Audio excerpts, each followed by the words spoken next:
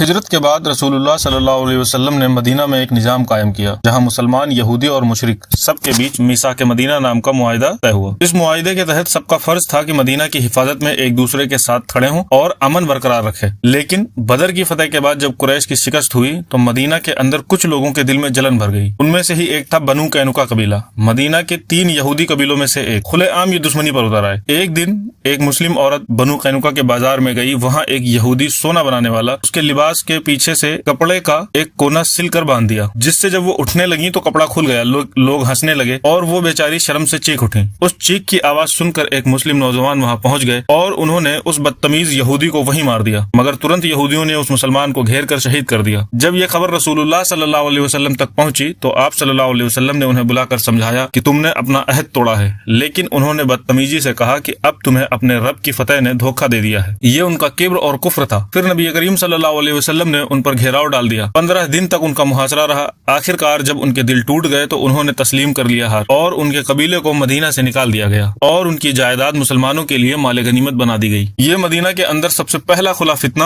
اور عہد شکنی کا واقعہ تھا، جہاں سے یہ سبق ملتا ہے کہ ایمان صرف زبان کا دعویٰ نہیں، وفاداری اور عہد کی پابندی کا امتحان ہے۔ جب کوئی قوم اپنے عہد اور وعدوں سے منہ موڑ لیتی ہے تو اس کا نظام گر جاتا ہے۔ اسلام ہمیشہ انصاف کے ساتھ ہے، دشمنی بھی اس پر عمل نہیں کر سکتی۔ قرآن میں بھی اللہ تعالیٰ فرماتا ہے وَإِن نَقَصُوا أَيْمَانَهُم مِّن بَعْدِ عَهْدِهِمْ وَطَعَنُوا فِي دِينِكُمْ فَقَاتِلُوا أَئِمَّةَ الْكُفْرِ إِنَّهُمْ لَا أَيْمَانَ لَهُمْ لَعَلَّهُمْ يَنْتَهُونَ۔ اور اگر وہ اپنے عہد توڑ دیں تو ان کافروں کے سرداروں سے لڑو۔